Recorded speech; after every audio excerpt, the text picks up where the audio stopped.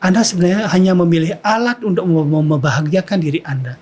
Jadi pasangan Anda adalah alat Anda untuk mencintai diri Anda, Pak Arthur. Itu, seperti itu. Wow. Ini saya masih terbelangak, Guru.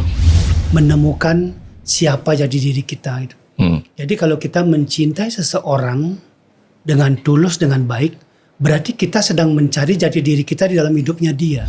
Jadi kalau kita jujur ngomong tentang cinta, yang guru baca dari ilmu metafisika itu yang ditemukan. Jadi sebenarnya tidak ada cinta sejati di luar diri kamu. Hal yang sama yang membuat Anda berada di fase itu. Karena di dunia ini ada keadilan cinta, Pak Arthur. Kalau Anda menanam pisang, tidak mungkin Anda berbuah durian, Pak Arthur.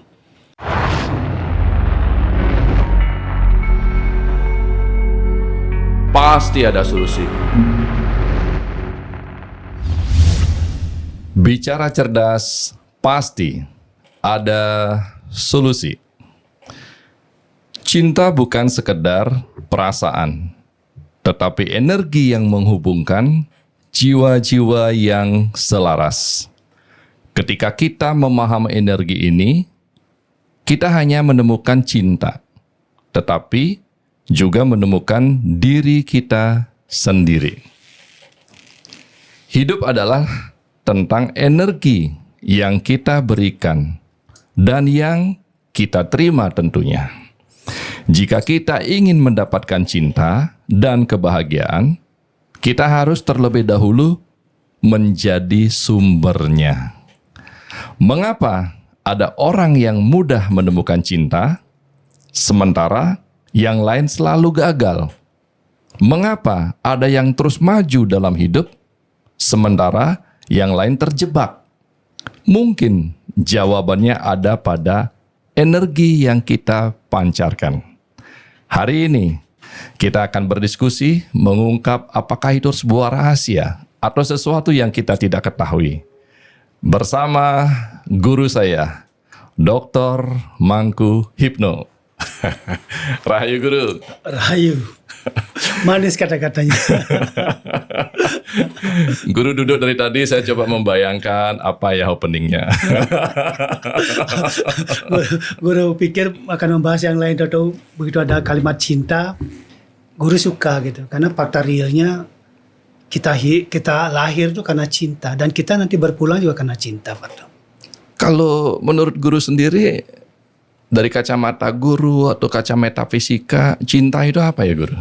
Cinta itu adalah sesuatu yang membuat orang menjadi lebih hidup, menjadi lebih semangat, menjadi lebih berkarisma, menjadi lebih segalanya gitu. Karena cinta adalah segala sumber kehidupan.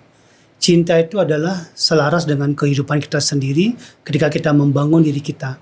Jadi cinta itu sesungguhnya adalah diri kita sejati. Jadi cinta adalah diri kita sejati. Cinta adalah diri kita sejati. Jadi orang yang tidak mengenal cinta, yang tidak mengenal jati dirinya sendiri. Itu artinya, Pak. Tapi ada bahasa mencari cinta, Guru. Berarti mencari jati dirinya. Cuman kita mencari cinta, kalau kita cinta ini kan tentu banyak, Guru. Cinta kepada anak, cinta kepada negara. Tapi kita coba kecilkan cinta kepada lawan jenis, Guru. Kadang orang berpikiran bahwa, saya mengejar cinta. Dalam pemahamannya, kalau saya mendapatkan cinta, berarti ini pasangan hidup saya selamanya, Guru. Bagaimana kita mengetahui bahwa dia ini adalah cinta kita dan teman seumur hidup kita, Guru? Oke, jadi gini, seperti kata guru tadi, cinta itu kan berhubungan dengan menemukan siapa jadi diri kita gitu. Jadi kalau kita mencintai seseorang dengan tulus, dengan baik, berarti kita sedang mencari jati diri kita di dalam hidupnya dia. Dari segi pikiran, perasaan, konsep hidup, cara kita berpandangan. Kalau sebagian besar jati diri kita ada di wanita tersebut, berarti Anda telah menemukan cinta sejati Anda. Tapi kalau Anda punya jati diri 5 misalnya, saya orang yang baik, saya orang yang sehat, dan lain sebagainya, hanya sebagian ada di orang tersebut, berarti dia bukan cinta sejati Anda. Jadi sebenarnya apa yang kita cari? Kita sedang mencari cermin diri kita pada orang lain. Ketika kita menemukan lebih banyak diri kita pada orang lain, cinta itu semakin besar, Pak Arda. Jadi tidak ada kepalsuan lagi di situ. Jadi seperti itu. Ini di satu sisi guru mendefinisikan dan menganalogikan begitu mudah, guru. Tapi dalam prakteknya tidak semudah itu, guru. Bagaimana kita menemukan cinta kita kepada orang? Oh, ternyata bagaimana kita mencocokkan diri kita kepada orang tersebut, guru. Karena kadang-kadang gini, guru. Di zaman sekarang ini kita susah sekali yang namanya membedakan mana itu cinta sejati kita, mana itu ikatan emosional kita, guru. Oke. Ikatan emosional ini kan ada ketergantungan kita dengan pasangan ini, guru. Tergantung itu banyak lagi, entah itu tergantungan seksualitas, tergantungan pertemanan, harta, dan lain sebagainya, guru. Nah, cara membedakan cinta sejati dengan ikatan emosional ini, guru, gimana, guru? Ya, jadi gini, itu hal yang sangat mudah kalau kita tuh termasuk orang yang punya keikhlasan, Pak Arda. Ikhlas itu begini artinya, ketika kita mencintai seseorang, jika mulai dari rasa, berarti dia cinta sejati. Tapi kalau kita mencintai seseorang, mulai dari pikiran atau logika, berarti ada hitung-hitungan di belakangnya. Berarti itu cintanya cinta kamuflase. Jadi bisa cinta karena nafsu, bisa cinta karena ada embel-embel di belakangnya. Jadi seperti itu.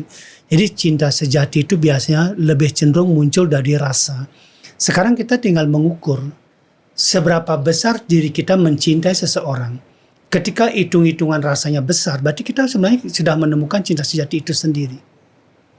Jadi kalau kita rasa cinta kita pada seseorang itu masih sedikit hambar, masih ada keraguan, masih ada pertanyaan berikutnya, itu bisa jadi karena cinta kita cinta logika, cinta karena pikiran kita. Dan kalau cinta karena pikiran itu mulai dari mata biasanya. Kita menilainya dengan mata, bukan dengan hati. Jadi ada dua nih. Mata real kita menilai cinta, itu pikiran yang berjalan. Itu biasanya cintanya bukan cinta murni. Tapi kalau rasa kita menilai itu dengan mata juga, tapi yang digunakan mata hati, Pak. Jadi ketika kita menilai seseorang, apakah dia itu cinta sejati kita menggunakan mata hati untuk mengukurnya. Dan cinta sejati itu biasanya diwarnai dengan banyak hal. Di situ tidak ada penghakiman, tidak ada penghukuman, tidak ada pengadilan terhadap masa lalu seseorang. Itu pasti cinta sejati. Tapi kalau cinta yang didasari oleh pemikiran-pemikiran murni kita atau logika, itu pasti ada rembetan ke masa lalu. Siapa dia masa lalunya, itu banyak itu yang seperti itu. Nah, dari situ kita bisa membedakan apakah kita sedang jatuh cinta sejati atau kita jatuh cinta hanya karena rasa kasihan atau lain sebagainya. Jadi seperti itu, Pak. Ada kata-kata, guru, dari mata turun ke hati. Tidak kenal, maka tidak sayang, guru. Kenyataannya ya memang seperti itu, guru. Orang melihat dan menemukan pasangan hidupnya tentu dari mata dulu, guru. Oh, ini orang cantik, ini orang baik, ini orang sepertinya keibuan atau bagaimana seleranya dia. Dan setelah dikenal, tidak kenal maka tidak sayang. Muncul kasih sayang itu, guru. Nah, itu semuanya kan logika, guru. Iya. Logika, benar. Ya, tapi kenyataannya begitu. Makanya cinta yang menggunakan metode konsep seperti itu, Pak Arda, itu rata-rata cinta yang bukan cinta murninya dia. Suatu saat ketika dia sudah memiliki pasangan, memiliki pasangan pertemanan, teman dekat gitu, lalu dia tiba-tiba hatinya tergerak, mata hatinya tergerak untuk melihat orang lain yang lebih cocok dari dia. Maka dia dengan mudah akan meninggalkan pasangan yang sudah ada itu. Beda dengan orang yang keterikatannya muncul dari mata hati baru ke logika. Itu cinta yang lebih besar. Apapun dia tidak lagi, kalau mata ini kan kita memberi penilaian tidak sedalam hati memberi penilaian. Kalau mata memberi penilaian itu cenderung pada luar aja, tampilan fisik. Tapi kalau mata hati Anda memberi penilaian, itu bukan lagi bicara fisik, tapi bicara tentang siapa dia di dalam dirinya, tentang jiwanya, tentang rohnya, tentang kebiasaannya. Hal-hal yang tidak spesifik bisa dilihat dengan mata, Pak Ardo. Karena mata hati itu hubungannya adalah keterikatan yang sulit dilepaskan. Jadi gini, kalau seseorang jatuh cinta dengan hatinya, ada ataupun tidak orang yang dicintainya, dia tetap memberi penghargaan. Tapi kalau orang jatuh cinta hanya dengan matanya, dia hanya melihat, mencintai, mengagumi, dan menghargai orang itu ketika ada di depan matanya, Pak Ardo. Jadi seperti itu perbedaannya. Ada permasalahan, Guru. Iya. Ini saya sengaja bicara tentang ini, Guru. Iya. Karena memang banyak teman-teman kita yang memang masih mencari cinta, Guru. Sedangkan Guru tadi bilang, loh cinta itu di dalam dirimu kok dicari. Nah, terus cinta itu bukan sekedar dari mata turun ke hati atau tidak kenal tidak sayang. Tapi lihatlah cinta itu dengan batinmu atau rasamu. Di zaman sekarang, Guru, susah sekali kita membedakan mana yang ini merupakan cinta atas penglihatan mata kita atau logika kita, dan mana yang merupakan mata batin kita, Guru. Cara membedakan itu di mana, Guru? Ya gini, ketika kita bertemu dengan seseorang, lalu kita merasa ini saya dengan melihat saja, dengan mendengar saja kata-katanya, dengan berpapasan saja dengan orang itu, hati saya tergetar. Itu adalah mata hati yang berbicara. Tapi ketika Anda harus melihat dulu dia, melihat lain-lainnya, latar belakang dia, dan lain sebagainya, itu cenderung cinta itu berlogika dia. Ini cintanya biasanya agak tipis, Pak Ardo. Nah itu. Jadi bagaimana cara menemukan cinta sejati agar tidak rumit kita dalam hidup ini? Gampang. Apa yang kita butuhkan ada di dia. Tapi kebutuhan-kebutuhan itu kebutuhan-kebutuhan yang bersifat realistis. Bukan kebutuhan-kebutuhan yang tidak bersifat tidak realistis. Kalau Anda merasa cocok dengan seseorang, lalu hati Anda terikat, di situ Anda akan menemukan satu poin. Oh, dia orang yang saya betul-betul butuhkan bagi jiwa saya. Jadi bukan bagi nafsu saya, tapi bagi jiwa saya. Dan ciri-ciri cinta sejati itu biasanya membawa kebahagiaan, Pak Ardo, bukan membawa permasalahan. Sekarang Anda ukur, kalau Anda punya pasangan, seberapa besar dia membawa kebahagiaan bagi Anda.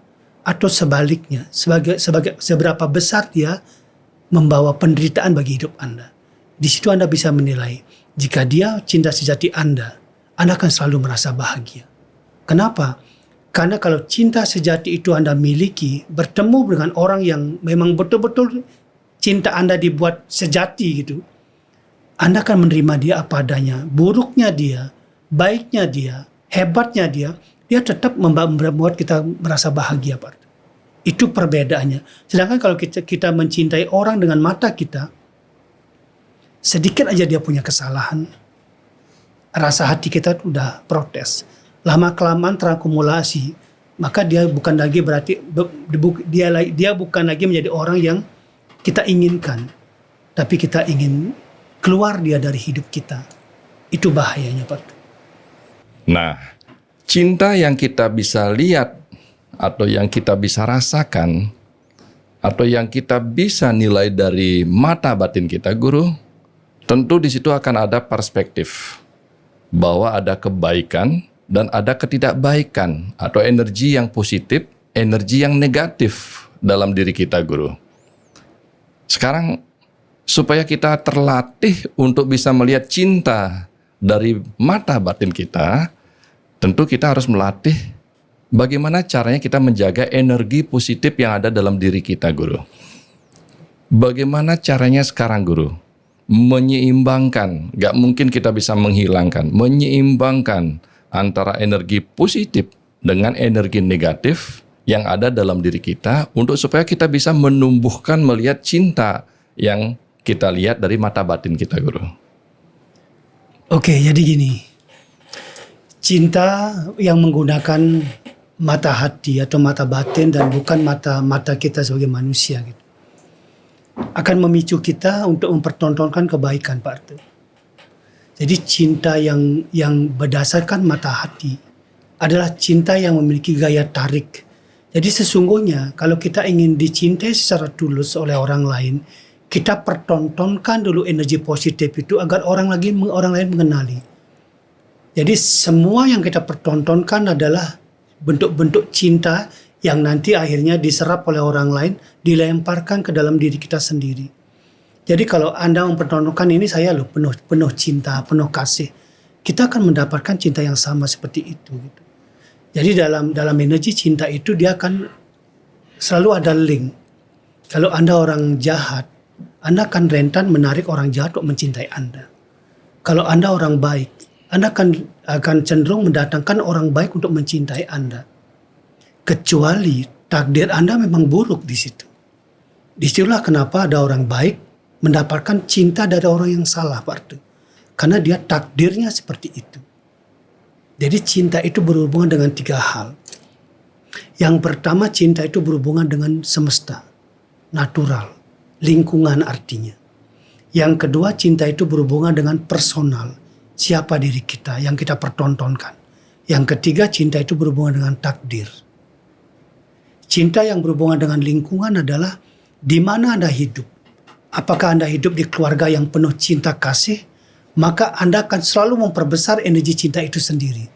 Tapi jika Anda hidup dalam lingkungan yang penuh kekerasan, maka lambat laun cinta Anda akan menurun, mengurung, dan menghilang. Maka Anda orang yang kering ada pada cinta itu. Lalu yang kedua, apa pengetahuan Anda tentang cinta? Itu secara personal. Semakin Anda meyakini bahwa kita punya cinta, kita pernah membacanya, mendengarnya, melihatnya. Lalu kita menyimpulkan, oh saya adalah pencinta sejati untuk diri saya dan untuk orang lain.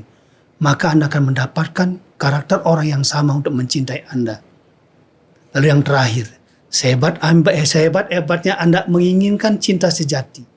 Sehebat-hebatnya Anda mempertontonkan cinta Anda pada orang lain. Anda bisa mendapat cinta yang salah dari orang lain. Kenapa? Karena itu takdir Anda. Maka di dunia ini seringkali guru mendapat pasien mengatakan, saya mencintai dia seutuhnya guru. Saya mencintai dia apa adanya, tapi saya diperlakukan seperti binatang. Itu karena takdir dia seperti itu. Cinta tidak pernah salah, Pak. Dan cinta pasti menemukan jalannya yang terbaik. Mungkin saat itu dia diperlakukan seperti binatang. Suatu saat, karena dia orang yang penuh cinta kasih, dia akan mendapatkan balasan dari Ilahi. Akan ada di suatu masa, orang datang kepada dirinya, membawa cinta yang benar-benar besar dan bisa membahagiakan dia dengan cinta itu, Pak. Wow. Tadi saya bicara guru, untuk teman-teman kita yang belum mendapatkan cinta. Sehingga minimal, sebelum saya ada pasangan, adalah langkah-langkah atau ada dasar-dasar pemahaman di situ. Nah, sekarang kita melompat nih guru. Melompat kepada bahwa orang-orang yang sudah menemukan cinta itu, yang sudah menjalankan cinta itu, dan sudah hidup lama berdampingan atas pasangannya, dan itu adalah cintanya dia sampai memiliki beberapa anak, guru. Ini yang saya kurang setuju nih guru, pernyataan guru. Oh, ada Pak Arta yang namanya takdir yang mengatakan bahwa mungkin itu adalah takdir dari cinta yang kurang baik gitu ya guru ya. Yeah. Kok bisa guru? Padahal cinta itu kan suci, sudah melahirkan anak dan lain sebagainya. Sekarang kok ada ditakdirkan lagi bahwa kayaknya ini bukan cinta saya atau bukan pasangan saya. Karena sudah menjalankan kehidupan yang begitu sekian lama guru. Dan ternyata banyak teman-teman kita, saudara-saudara kita guru, yang merasakan bahwa setelah berhubungan sekian lama, sepertinya ini bukan cinta saya, sepertinya ini bukan pasangan saya, dan sepertinya takdirnya dia menyesal atas hal tersebut. Oke. Bagus, itu gimana guru? Bagus banget ini. Jadi gini, ini mohon maaf sekali Parto. Jadi guru membahas ini bukan secara personal ya, tapi guru bicara begini ini semata-mata untuk memberikan pencerahan secara metafisik gitu.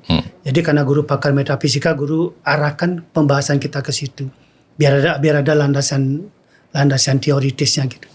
Jadi gini Parto, cinta itu secara metafisis mengikuti perkembangan kejiwaan seseorang.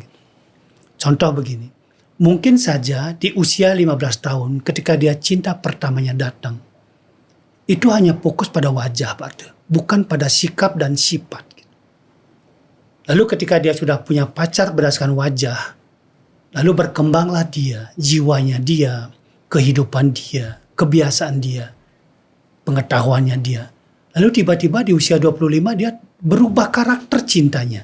Artinya mungkin aja dulu pada waktu usia 15 tahun dia mencintai orang yang berkulit hitam. Tapi di usia 25 kulit hitam bukan lagi yang dia cari. Tapi yang dia cari adalah orang berkulit putih. Dia mengikuti terus. Nah nanti ketika dia usia 30 tahun, 50 tahun, berubah lagi mengikuti perkembangan kejiwaannya. Jadi jangan heran Pak Arte ketika dia mengatakan, dulu istri saya adalah wanita idaman saya. Lalu di usia ke-50 dan seterusnya, orang lain adalah wanita idaman saya. Itu bukan semata-mata karena dia jahat, tapi itu ada sesuatu yang berkembang dalam dirinya. Bahwa kebutuhan manusia itu, termasuk cinta, mengikuti pemahaman seberapa hebat dia mengenali dirinya sendiri. Karena pada dasarnya secara metafisik, cinta sejati itu adalah mencintai diri sendiri. Tidak ada yang namanya cinta sejati itu untuk orang lain, Pak Arde. Jadi cinta sejati itu kita mencintai diri kita sendiri. Contoh begini, sehebat-hebatnya Anda mengatakan kepada pasangan Anda, ini kamu adalah cinta sejati saya. Bayangkan aja kalau suatu saat Anda punya niat, punya keinginan membeli sesuatu. Anda punya uang 1 miliar misalnya. Yang pertama Anda lakukan adalah Anda pasti memenuhi keinginan Anda dulu, bukan memenuhi keinginan istri. Itu yang umumnya. Memang ada beberapa orang yang berusaha menjalankan itu. Tapi secara umum, dia pasti mencari kepuasan untuk dirinya sendiri. Mencari untuk kesenangan dirinya sendiri. Kenapa bisa terjadi? Bukan dia jahat, tapi karena dia mencintai dirinya sendiri. Karena cinta sejati itu selalu hanya untuk dirinya sendiri. Maka ada pepatah mengatakan, kalau kamu ingin mencari cinta sejatimu, temukan itu di dalam dirimu, bukan di luar dirimu. Karena di luar dirimu, semua cinta adalah kepalsuan semata. Atau yang disebut dengan simulakra. Itu teoritis metafisika. Jadi cinta kepada orang lain secara metafisik sesungguhnya mengandung level simulakra yang sangat tinggi. Banyak kepalsuan, Pak Artu. Itu kalau kita mau ngomong jujur gitu. Tapi kalau kita mau ngomong menyenangkan pribadi, menyenangkan orang lain, ya kita kamuflasekan. Jadi, oh kamu pasangan terbaik saya, kamu cinta jadi saya. Padahal sebenarnya dia mengatakan, saya mencintai diri saya melebihi apapun di dunia ini. Maka pilihan terbaik untuk semua orang adalah menyelamatkan dirinya, menghargai dirinya, memuja dirinya, mengagumi dirinya. Sedangkan pujaan, kekaguman, pujian kepada orang lain, itu pasti tidak sesungguhnya mengandung kebenaran murni. Kebanyakan itu hanya bersifat menyenangkan orang lain, menyamankan orang lain, agar dia tidak dimusuhi, agar dia berada, oh dia orang baik. Dia menyelamatkan dirinya. Tapi kalau dia ngomong jujur tentang cinta sejatinya, dia akan menemui banyak kesulitan. Karena di dunia ini Pak Arte, secara metafisik guru ngomong nih, dalam kutip nih, kepalsuan merajalela. Susah mencari kebenaran. Drama, guru. Drama. Di dunia ini dilahirkan dua sifat, laki dan perempuan. Drama queen dan drama king. Itu Pak Arte. Jadi kalau kita ngomong cinta, susah. Perspektif yang mana kita pakai? Kejujurankah? Atau kita mengikuti kepalsuan, alur drama itu sendiri. Dan 90% biasanya orang mengikuti drama itu sendiri. Kenapa? Karena dia bertanggung jawab pada pilihannya. Anda memilih pasangan Anda harus bertanggung jawab. Tidak mungkin dalam perjanjian mengatakan, saya bahagiakan kamu Bukan, tapi sebenarnya artinya saya bahagiakan diri saya. Karena dengan memilih dia, Anda bukan apa-apa. Anda sedang membahagiakan diri Anda, bukan membahagiakan pasangan Anda. Anda sebenarnya hanya memilih alat untuk membahagiakan diri Anda. Jadi pasangan Anda adalah alat Anda untuk mencintai diri Anda, Pak Ardo. Itu, seperti itu. Wow. Ini saya masih terbelangak, Guru. Terbelangak memakai logika dan melihat mencoba kenyataan, fakta dan drama. Dan ternyata Guru, yang Guru bongkar hari ini, oh cinta itu adalah sebenarnya kamu adalah mencintai diri kamu sendiri. Dan kamu bersama orang lain, bahwa orang lain itu adalah alat yang kamu pakai untuk menyenangkan diri kamu sendiri. Itu secara metafisika, Guru. Iya, benar. Ini jujur Guru kaget saya dengar. Sekarang kita uji. Gini cara ngujinya gini, Pak Ardo. Suatu saat Anda punya cinta, nih katakanlah kita masih muda nih, punya cinta. Ketika kita diputusi, kalau kita benar-benar mencintai dia, harusnya bahagia dong dia bahagia dengan orang lain. Tetapi kenapa ketika dia bahagia dengan orang lain kita menangis, kita bersedih? Karena sesungguhnya kita tidak mencintai dia, tapi kita mencintai diri kita sendiri. Kita kehilangan. Itu yang membuat kita sedih. Jadi bukan kita sedih pada dia, tapi karena kita merasa kehilangan. Kalau kita punya cinta sejati pada orang lain, biarkan dia bahagia dengan orang lain. Itu cinta sejati, Pak Ardo. Ini yang saya protes kata-kata ini, Guru. Yang dikatakan oleh Khalil Gibran, Guru. Tatkala kamu mencintai seseorang, tidak harus kamu yang membahagiakan dia, dan kamu harus melihat dia bahagia dengan orang lain, katanya Guru. Ini saya protes dia, Guru. Jadi saya mencintai seseorang, jadi tatkala kamu bisa melihat orang ini bahagia dengan orang lain berjalan, berpasangan, hidup semati sehidup, berarti kamu mencintai dia, katanya Guru. Itu yang saya protes, Guru. Dan kata-kata Guru itu barusan. Iya benar, karena gini. Perspektif Karena metafisik. bayangan saya, Guru, tatkala kita mencintai orang, Kita harus memilikinya. kita harus memilikinya, Guru. Itu artinya Anda mencintai diri Anda sendiri, bukan mencintai dia. Coba kita pikir pelan-pelan ini. Kalau Anda punya pacar, lalu Anda ingin memilikinya, ya Anda ingin memilikinya, berarti Anda mencintai diri Anda. Kalau Anda punya cinta besar kepada dia, artinya ada 3, Pak Ardo. Biarkan dia memilih dengan siapa dia senang pikirannya. Biarkan dia memilih dengan siapa dia tenang hatinya. Biarkan dia memilih dengan siapa dia nyaman hidupnya. Tidak bisa dipaksakan. Itu cinta sejati. Cemburu kita, Guru. Mencintai diri sendiri. Jadi kalau kita bicara jujur ini, metafisika itu mengatakan begini. Kamu ketika berbicara tentang cinta, memilih memerankan kebenaran atau kepalsuan atau simulakrum. Kalau kamu memilih berbicara tentang cinta, tentang sudut pandang kebenaran, harusnya kamu bahagia. Kenapa? Karena setiap yang Anda cintai sesungguhnya adalah alat untuk Anda mendapat kebahagiaan itu sendiri. Tapi kalau Anda bicara kepalsuan, Anda akan selalu merasa kehilangan. Jadi kalau Anda bicara cinta kepalsuan, Anda akan selalu merasa kehilangan. Itu Bardo, itu metafisika. Wow. Jadi kalau Anda takut kehilangan, jangan pernah mencintai orang lain. Jangan pernah, Bardo. Kenapa? Suatu saat orang itu akan pergi dari hidup Anda. Maka metafisika mengajarkan, cintai dirimu melebihi segalanya. Karena rasa sakit itu muncul dari dalam dirimu. Dan rasa bahagia itu muncul dari dalam dirimu. Itulah cinta sejatimu. Karena sesungguhnya kalau kamu punya cinta yang besar kepada dirimu sendiri, kamu telah menemukan cinta sejatimu. Cinta sejati itu bersifat individual. Saya adalah segalanya bagi diri saya, bukan bagi orang lain. Manusiawi, Guru.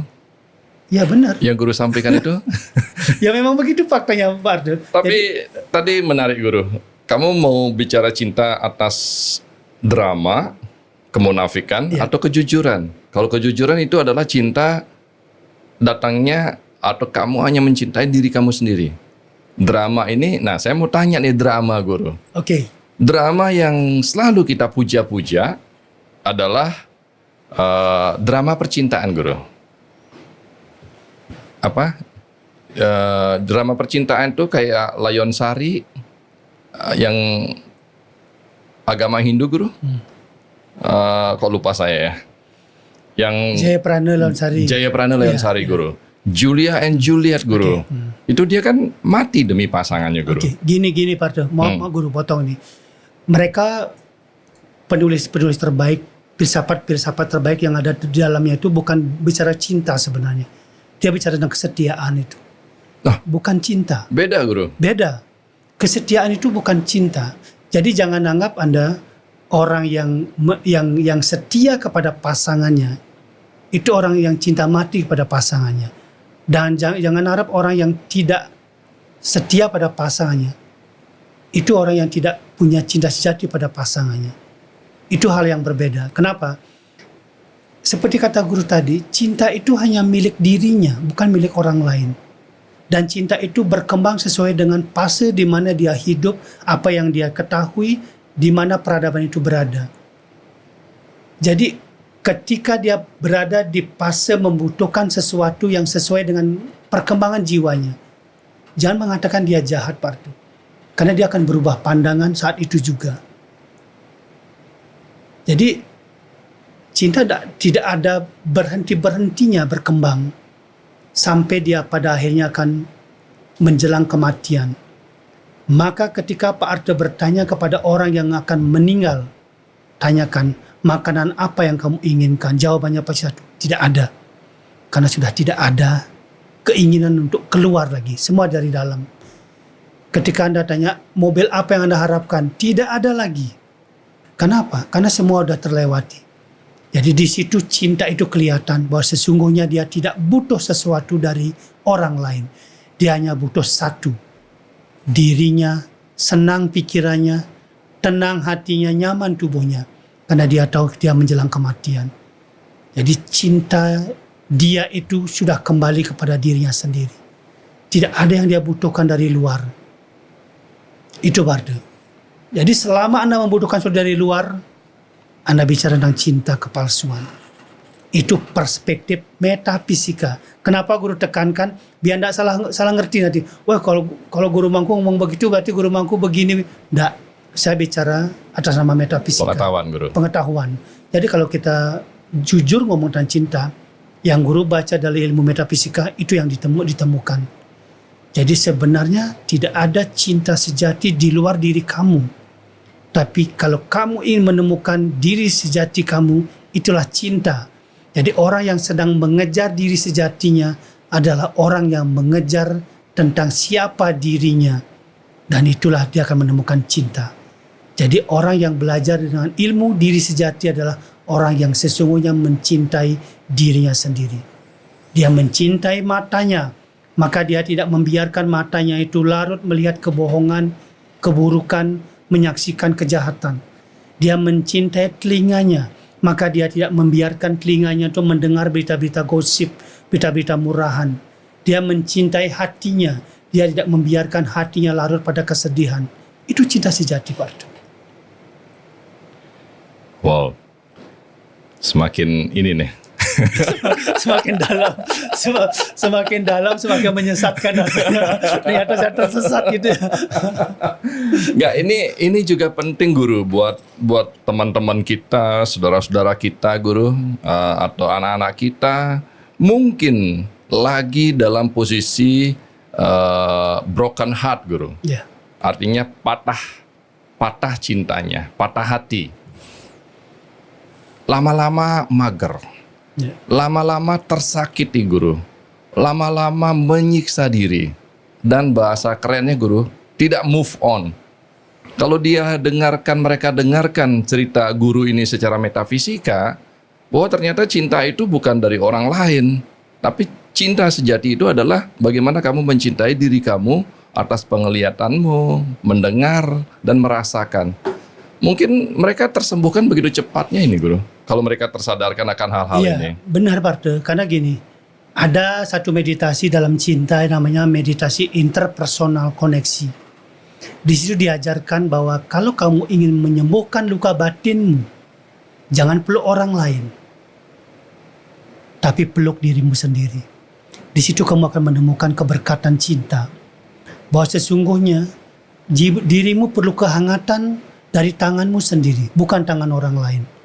Karena tangan orang lain tidak akan pernah memberikan kehangatan sehangat tanganmu sendiri. Kalau kamu ingin mendengarkan bisikan cinta, dengarkan kata hatimu. Karena bisikan cinta dari orang lain tidak akan pernah mengandung kemurnian cinta. Karena itu semua egonya dia yang berbicara. Maka kamu butuh dirimu untuk mencintai dirimu. Kamu butuh dirimu untuk menyelamatkan dirimu. Kalau kamu ingin bahagia, cintai dirimu sendiri. Karena itu cinta sejatimu. Itu kata-katanya Pak Arthur. Wow. Move on. Dalam 2 menit pun juga bisa move on. Kalau memahami apa yang disampaikan tadi, cinta secara metafisika, Guru. Dalam cinta itu pasti tidak bisa lepas, Guru, dari kata-kata yang namanya kesetiaan.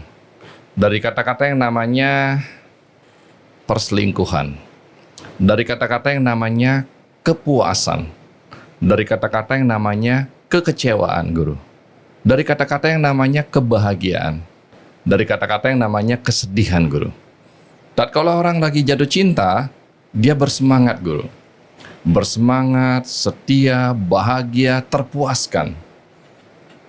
Dan sebaliknya, Guru, kalau orang yang lagi dikecewakan atas cinta tersebut, dia merasa frustasi. Bahkan tidak sedikit mau bunuh diri, Guru. Oke. Bagaimana Guru menanggapi ini? Ya, karena itu namanya piyutana samskara. Itu namanya ketersesatan pikiran kita. Cinta, Pak Arthur, bukan tentang menerima. Cinta adalah tentang memberi. Jangan berharap kalau kamu mencintai orang lain, kamu akan menerima dari orang lain itu banyak hal. Tapi berikan orang lain itu banyak hal. Ekspektasinya kan begitu, Guru. Ya, harusnya begitu. Jadi kalau kamu masih berharap menerima, itu akan susah. Karena di dunia ini tidak ada orang yang ikhlas memberikan apapun kepada Anda. Tidak akan pernah ada kata ikhlas. Berapa kuat pun Anda menyembunyikan ketidakikhlasan Anda, hati Anda akan tahu bahwa sesungguhnya Anda berat memberikan sesuatu pada orang lain. Karena Anda sesungguhnya ingin menerima sesuatu dari orang lain. Itu pengharapan. Jadi kenapa orang bisa bersedih, orang terluka, orang kecewa? Karena dia menaruh cinta itu adalah sebagai pengharapan. Jadi jangan, kalau Anda ingin mendapatkan cinta yang baik, berikan makna cinta itu adalah memberikan sesuatu. Berikan dia kebahagiaan, berarti Anda sanggup memberikan apapun yang menurut Anda punya, Anda miliki, Anda relakan berkorban untuk orang yang Anda sukai. Di situ Anda mempertontonkan cinta.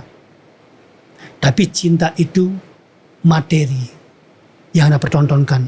Jadi bukan nilai cinta, tapi Anda mempertontonkan materi cinta, Pak Arthur. Jadi bukan nilai cinta yang Anda pertontonkan. Karena kalau materi yang Anda pertontonkan. Misalnya saya mencintai kamu, belikan dia rumah, belikan dia mobil. Itu materi yang Anda pertontonkan. Kenapa? Karena Anda berharap dengan itu dia memberikan apa yang Anda inginkan. Tapi kalau Anda memiliki cinta sejati, Anda tidak perlu suka untuk memberikan seorang apapun. Contoh kalau Anda berjalan lalu Anda ketemu dengan pengemis di jalan. Apakah Anda perlu mencintai pengemisnya? Kan tidak. Anda berikan aja sesuatu. Karena Anda punya cinta kasih yang besar pada pengemis itu. Itu Pak Arthur. Itu cinta. Jadi Anda memberikan pengemis, Anda memberikan orang yang susah bantuan. Itu karena Anda punya cinta. Tapi Anda tidak berharap sesuatu dari orang itu. Tapi beda dengan kepalsuan cinta. Kalau Anda memberikan pengemis itu sesuatu, lalu Anda berharap sesuatu dari pengemis itu, berarti Anda tidak cinta, tidak punya cinta kasih. Tapi Anda materi hitung-hitungannya Pak Arthur. Hati-hati itu. Jadi malu kita, Guru. Karena kalau mau jujur, cara berpikir kita kan selalu materi, Guru. Ya, benar. Memberikan sesuatu, mohon maaf, kepada orang yang tidak mampu atau pengemis itu pun harapan kita supaya kita mendapatkan keberlimpahan yang lebih banyak lagi, Guru. Selalu kita berhitung. Tapi ini semakin bicara membongkar ini semua, kita semakin ini sama Guru nih. Semakin bahaya. Semakin bahaya dan semakin kalau kita semakin menyadari bahwa pemahaman dan pengetahuan atas metafisika ini, Guru, mungkin orang-orang akan menjadi semakin dewasa atas cinta itu sendiri, Guru. Tidak cinta buta, cinta membabi buta, cinta yang sampai dikejar ke Amerika dan lain sebagainya, cinta yang sampai jual aset orang tua untuk beliin pacarnya mobil. Itu kan cinta-cinta buta, Guru. Ya, benar. Tetapi lebih kepada bahwa kamu memuaskan, menyenangkan, membahagiakan diri kamu atas cinta kamu kepada diri kamu, Guru. Tapi ini saya mau bertanya sedikit melenceng berhubungan dengan diri, Guru. Oke. Guru kan sering saya lihat di Facebook, sering saya lihat di Instagram, Guru, di TikTok. Guru menyembuhkan orang itu atau mengobati orang tersebut hanya sentuhan beberapa menit saja. Badannya bergetar, dari tidak bisa jalan menjadi jalan, tangannya dari lumpuh menjadi tergerakkan, Guru. Terus ketidaknyamanan tubuhnya menjadi nyaman. Apakah itu berhubungan dengan cinta atau energi atau apa, Guru? Ya, kata kunci gini, ini pertanyaan yang Guru harapkan dari setiap podcast yang ada gitu. Tidak pernah ada yang nanya sedalam itu gitu. Partai gini sebenarnya, kata kuncinya gini. Yang pertama, Guru persiapkan diri Guru untuk mencintai. Mencintai itu bukan memiliki, ya. Memberikan rasa cinta kasih kepada orang lain, pada pasien-pasien Guru. Itu yang pertama. Kenapa gitu? Karena Guru sadar sebagai pemuja ilahi, pemuja Tuhan. Mari kita tunjukkan bahwa kita orang yang penuh cinta kasih. Karena Tuhan mengajarkan siapapun dia, dari manapun dia, di ruang waktu yang berbeda, dia sesungguhnya adalah dirimu sendiri. Orang tua kita sering mengajarkan tatwamasi. Jadi kalau Guru menyembuhkan pasien, hal pertama yang Guru lakukan adalah sentuhan cinta kasih. Sentuhan cinta kasih itu nilainya ada 3, Pak. Jangan pernah menghukum orang, jangan pernah mengadili orang, jangan pernah menghakimi orang. Jadi kalau ada orang sakit ke tempat Guru, saya tidak pernah bertanya, Bapak salahnya gini, Bapak harusnya, saya tidak pernah begitu, Pak.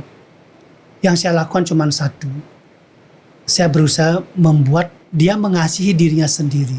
Karena saya tahu orang sakit itu karena dia kehilangan cinta kasih pada dirinya sendiri. Contohnya, ketika dia kehilangan cinta kasih pada dirinya sendiri, dia makan berlebihan, dia begadang berlebihan, dia melakukan sesuatu memaksakan diri berlebihan. Padahal konsep kehidupan ini mengajarkan tentang cinta kasih pada diri sendiri, jelas kata-katanya. Jangan kamu mengejar sesuatu yang tidak akan kamu bawa mati. Sekarang kita tanya diri kita kerja mati-matian untuk uang. Apakah uang kita bawa mati? Jadi jangan memperjuangkan sesuatu yang tidak kita bawa mati. Yang kita bawa mati adalah nilai cinta itu sendiri. Disebut dengan karma pala. Dan karma pala itu adalah roket kita menuju nirwana. Maka yang Guru lakukan hanya satu. Dengan metode apapun, dengan cara apapun, dengan sehebat apapun, dengan pengetahuan apapun. Jika kita tidak melayani umat dengan cinta kasih yang besar, Tuhan pasti tidak akan menyentuh dia memberi kesembuhan. Orang bergetar, orang teriak, orang berjalan, orang sembuh. Bukan karena Guru yang hebat, bukan karena saya punya pengetahuan yang hebat, bukan karena saya sakti. Itu semua karena orang Guru sadarkan cintai dirimu. Orang bergetar pun karena dia menggetarkan dirinya. Orang nangis pun karena dia menyadarkan dirinya sendiri. Tapi kata kunci di situ adalah kembalikan setiap orang yang sakit untuk mencintai dirinya. Karena begitu dia mencintai dirinya, dia akan tahu. Dia akan melakukan introspeksi, mawas diri. Apa yang telah salah saya lakukan, harus saya perbaiki. Apa yang belum benar saya lakukan, harus saya benarkan di berikutnya. Agar sakit ini tidak terulang lagi. Itu Pak Ardo. Jadi kata kuncinya, saya bukan orang yang hebat. Saya bukan orang yang sakti apalagi. Kita manusia sama saja. Tapi yang membedakan guru dengan orang lain adalah sentuhan kasih guru. Guru persembahkan buat dia. Itu Pak Ardo kata kunci. Wow, ternyata kekuatan cinta itu melebihi ekspektasi yang saya bayangkan Ya, sendiri. karena orang bisa mati karena cinta dan orang bisa hidup karena cinta. Jangan lupa Pak Ardo, Anda lahir karena cinta. Suatu saat Anda meninggal pun karena cinta itu sendiri. Bukan berarti Anda sakit hati karena cinta, enggak. Karena Anda mencintai diri Anda. Maka Anda tidak membiarkan karma-karma buruk terus Anda nikmati. Maka Anda memutuskan untuk mengakhiri hidup Anda. Kematian namanya. Karena Anda tidak ingin lagi berbuat sesuatu yang buruk di dunia ini. Cukup saya menjadi orang yang terikat oleh materi, keburukan, sampai di usia saya sekian. Maka Anda memohon pada Yang Kuasa, Tuhan, waktunya Engkau mengakhiri hidupku. Lalu Tuhan mengatakan, ya, sudah waktunya kamu mati. Maka kematian itu Pak Arta, bentuk-bentuk cinta Tuhan menyelamatkan umatnya agar tidak terlalu lama berdosa di dunia ini Pak Arta. Apa Guru. yang Anda sedihkan? Guru tadi berkata mendeteksi orang yang datang mendapat guru atas dia tidak bisa berjalan, atas dia lumpuh, atas dia ke stres atau kepanikan berpikir. Itu adalah dengan cara bahwa guru mendeteksi diri guru, bagaimana guru meluapkan cinta kasih guru kepada orang tersebut. Bagaimana caranya guru meluapkan cinta kasih ini, sedangkan guru baru kenal sama orang ini guru. Dan guru tidak kenal sama orang Iya, itu. Pak Arto, kalau kita memberikan cinta kasih pada orang kita kenal, itu kita pamrih Pak Arto. Kalau Anda ketemu seorang pengemis di jalanan, lalu Anda tidak kenal pengemis itu, Anda berikan sesuatu, itu artinya Anda punya keikhlasan. Tapi kalau Anda memberikan sesuatu hanya karena Anda orang mengenal orang itu, maka di situ perlu dipertanyakan keikhlasan Anda Pak Arto. Guru lebih sering menangani pasien-pasien yang tidak guru kenal. Dan itu lebih nikmat rasanya Pak Arto. Ini kejujuran guru jarang loh. Pak Arta, saya bukan orang sakti yang bisa menggerakkan badannya dia. Karena sentuhan kasih sayang saya yang dia ingin menggerakkan badannya dia. Iya, karena gini Pak Arto. Anda sadar enggak?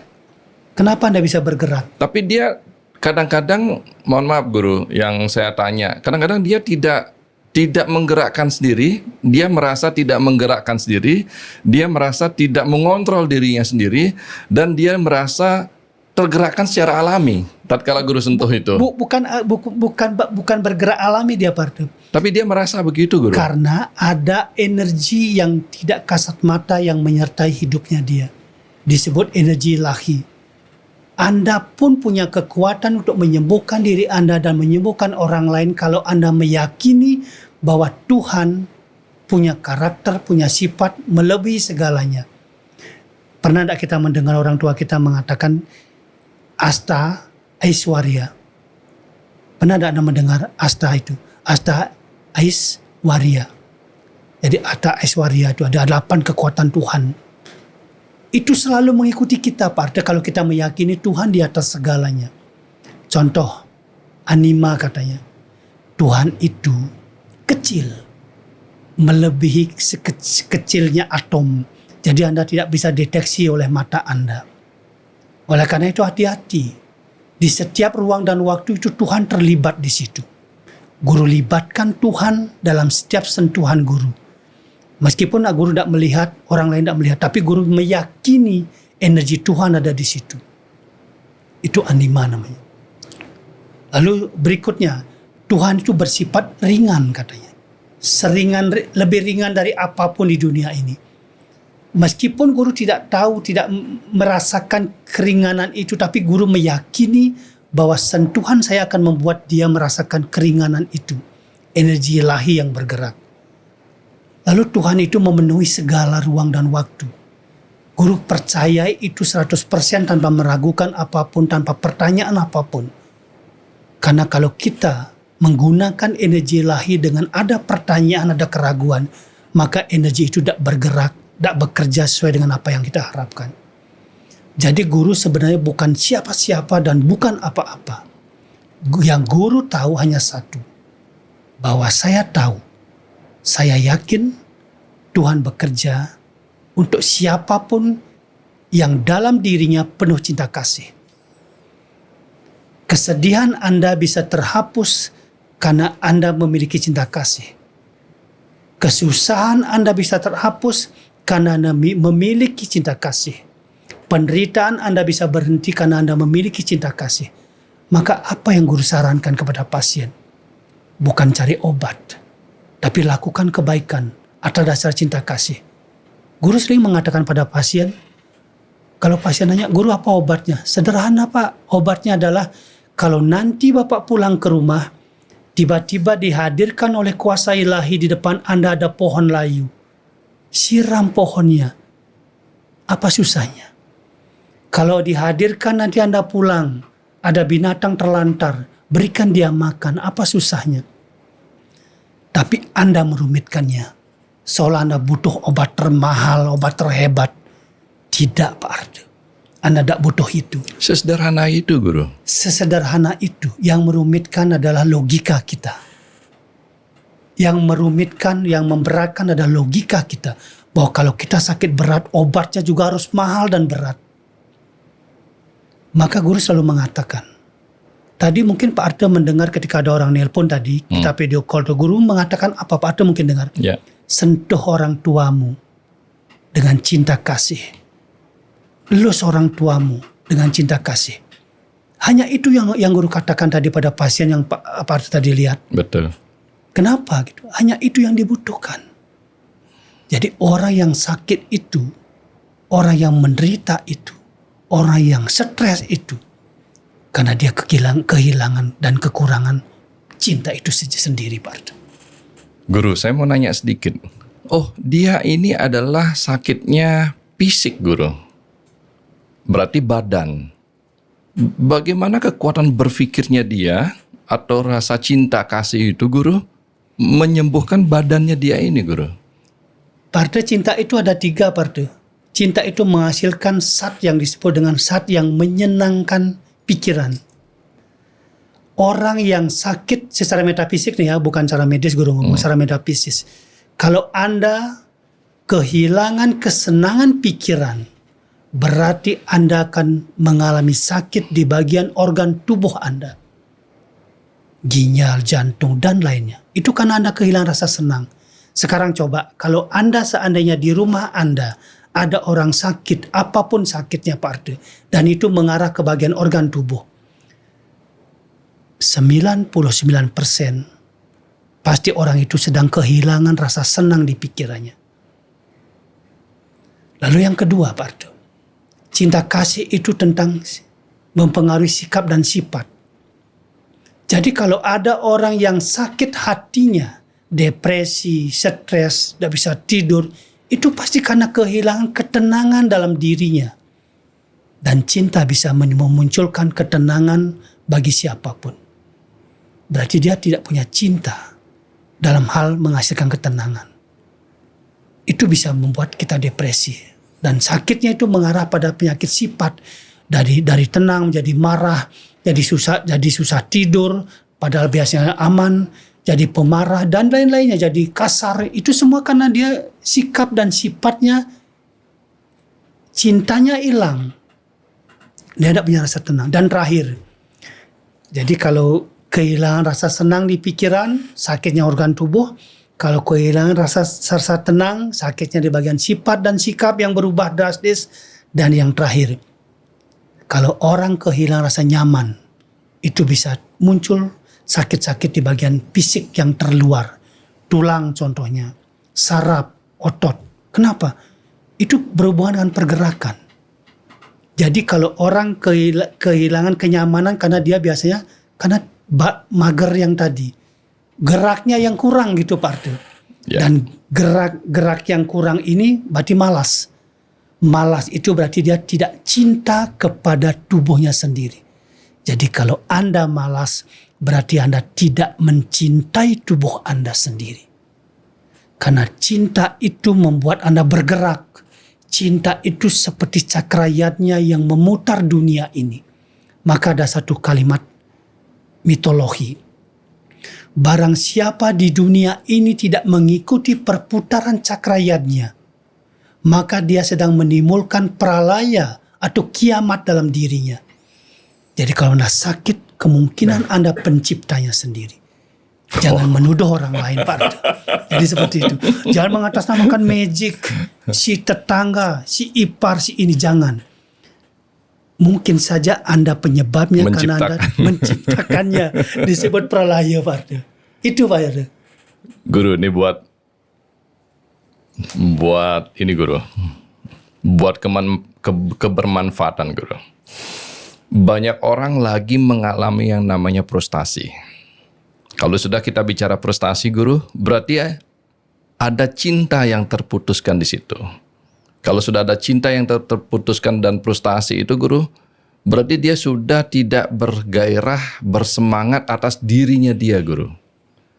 Berarti akhirnya dia pasrah atas apapun yang ada dalam dirinya dia. Udahlah, hidup saya udah segini aja. Akhirnya mager, malas gerak. Akhirnya makan makanan yang berlebihan, Guru. Akhirnya tidak melakukan apa-apa juga, Guru.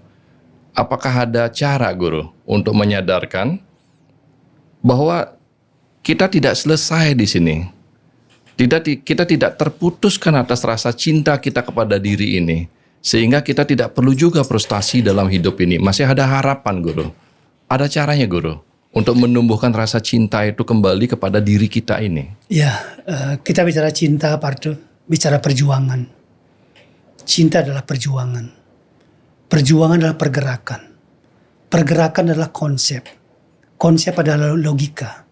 Anda harus mulai dari logika berpikir yang baik. Bahwa ketika kita mengalami fase buruk dalam hidup kita, jangan Anda menyimpulkan Anda telah berakhir di situ. Itu yang seringkali membuat frustasi dan stres. Anda lupa bahwa detik berikutnya Anda bisa merubah segalanya hanya dengan satu langkah kecil yang bisa berarti besar. Yaitu apa? Jangan mengulang hal yang sama yang membuat Anda berada di fase itu. Karena di dunia ini ada keadilan cinta, Pak Ardo. Kalau Anda menanam pisang, tidak mungkin Anda berbuah durian, Pak Ardo. Jadi kalau detik ini Anda masih menderita, Anda masih sakit, Anda masih stres, Anda masih frustasi, anggap ini masa lalu. Detik berikutnya adalah masa depan Anda. Mulai tanam kebaikan. Caranya apa? Yang pertama, cintai diri Anda. Apa wujudnya? Sadarkan diri Anda bahwa hidup Anda adalah sebuah perjuangan. Perjuangan adalah artinya proses. Proses artinya bertumbuh, Pak Ardo. Anda jangan mengerdilkan arti Tuhan dalam hidup Anda. Tuhan bisa membuat Anda berubah dalam sekejap. Orang super kaya bisa menjadi orang termiskin, dan orang termiskin bisa menjadi orang terkaya jika Tuhan berkehendak. Karena di dunia ini hanya kehendak Tuhan yang sebenarnya terjadi. Jadi kalau Anda sadar itu, Tuhan tidak pernah bermaksud buruk pada umatnya. Selalu bermaksud baik. Mungkin saat ini Anda menderita karena Anda dihabiskan masa buruk Anda. Siapa tahu detik berikutnya Anda telah dimunculkan masa baik Anda. Perlahan-lahan ketika Anda menyadari bahwa ada yang harus dirubah, lalu Anda berubah. Saat itu perubahan itu datang, Pak Ardo. Dan jangan menyimpulkan hidup. Karena hidup itu selalu saja dimulai dari detik ini. Hidup itu selalu dimulai dari detik ini ke detik berikutnya. Kalau kita potong berarti kita sudah meninggal, sudah mati. Jadi kesimpulan sebuah hidup, Anda menderita atau Anda bahagia, hanya bisa dimunculkan ketika Anda nanti mati dan orang lain yang menilai, oh dia mati dengan bahagia, oh dia mati dengan penuh penderitaan. Itu Pak Ardo. Wow. Satu lagi Guru. Orang menemukan cinta, menemukan kebahagiaannya, menemukan kesadarannya, menemukan kenyamanannya Guru, dan menemukan bahwa hidup ini bergairah. Tetapi banyak orang yang berhenti juga Guru. Berhenti atas apa? Orang hanya tahunya menderita, susah makan, susah hidup, susah segala-galanya, dan tidak menemukan cinta itu sendiri Guru. Artinya apa yang ada di situ? Penderitaan Guru. Bagaimana dengan Guru mengomentari bagi saudara-saudara kita yang menderita ini Guru? Sampai kapan mereka ini menyelesaikan penderitaan? Sampai kapan mereka ini sadar atau diberikan kesadaran bahwa semuanya dimudahkan, dibukakan, digampangkan Guru? Sampai kapan? Dan itu selalu ada pertanyaan-pertanyaan itu Guru. Guru berterima kasih pada Pak Ardo nih. Gara-gara pertanyaan ini Guru akan memberikan satu rahasia langit yang bisa kita bahasakan dengan bahasa bumi Pak Ardo. Jadi dalam rumus metafisika itu yang membuat orang menderita itu sesungguhnya karena perspektif pikirannya yang dia buat menderita. Di dunia ini tidak ada penderitaan Pak Ardo. Tidak ada penderitaan. Kenyataannya Guru banyak. Oke, gini, kita bicara penderitaan. Bagi Anda yang memiliki pancawisaya namanya, 5W, Anda bisa mengatakan diri Anda tidak beruntung atau dalam bahasa kasarnya menderita. 5W. Sekarang kita ukur. Anda boleh mengatakan diri Anda sedang sangat menderita kalau Anda hari ini tidak makan. Itu yang pertama. Warag namanya. Lalu W yang kedua, Anda boleh mengatakan diri Anda tidak sangat menderita, hidup susah payah, kalau Anda tidak mengenakan wastra atau baju berpakaian. Anda keluar rumah Anda melalung, tidak menggunakan selai benang pun. Lalu tubuh Anda kurus kering karena tidak punya makan. Jadi warak dan wastra, 2W ini. Lalu W yang ketiga, Anda boleh mengatakan diri Anda menderita jika Anda tidak punya tempat berteduh. Bahkan di kolong jembatan pun Anda tidak punya tempat. Anda selalu kehujanan dan kepanasan. Itu namanya wisma. Lalu W berikutnya adalah wisata. Anda boleh mengatakan menderita jika mata Anda tidak bisa melihat, telinga Anda tidak bisa mendengar, hati Anda tidak bisa merasakan, dan jantung Anda berhenti berdetak. Anda boleh mengatakan menderita karena Anda tidak bisa menikmati apapun keindahan di dunia ini. Itu namanya wisata. Dan W terakhir, Anda boleh mengatakan diri Anda menderita, super menderita, kalau Anda tidak punya wasita, Anda tidak punya sisa nama baik dalam hidup Anda. Sekarang Anda lihat orang-orang yang mengaku menderita di Facebook. Aduh, hidup saya menderita. Anda lihat orang-orang stres di Facebook. Tanyakan, apakah Anda tidak makan hari ini sehingga tubuh Anda tinggal tulang belulang saja? Apakah Anda tidak punya pakaian hari ini? Apakah Anda tidak punya tempat berteduh hari ini? Apakah Anda tidak punya kemampuan untuk mata Anda melihat dan lain-lainnya hari ini? Apakah Anda tidak punya nama baik?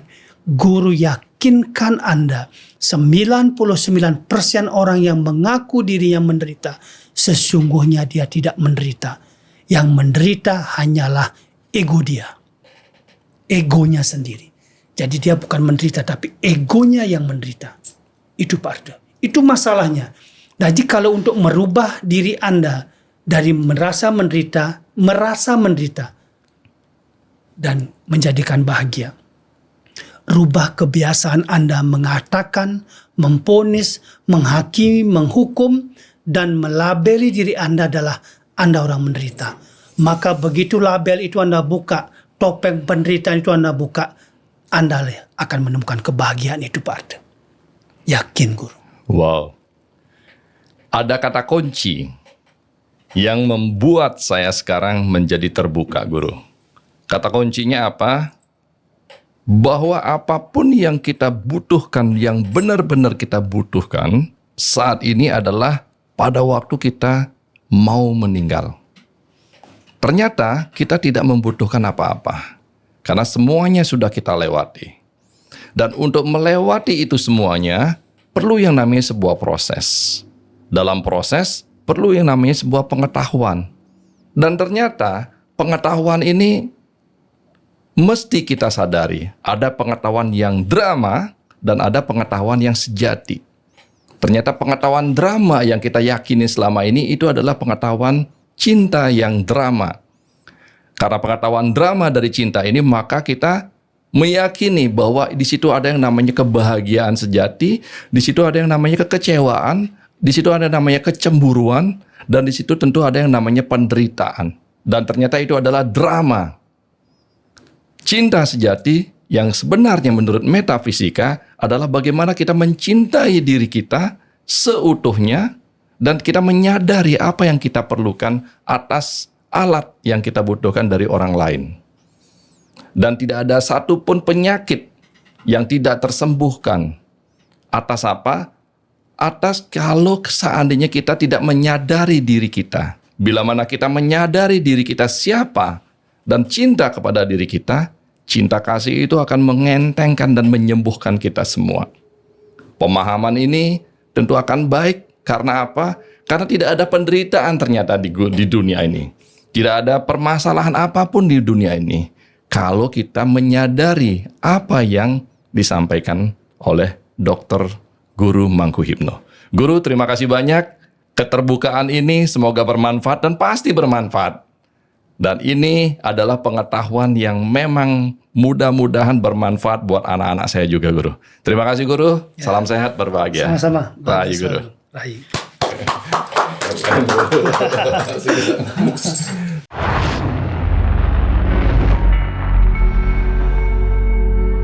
Pasti ada solusi.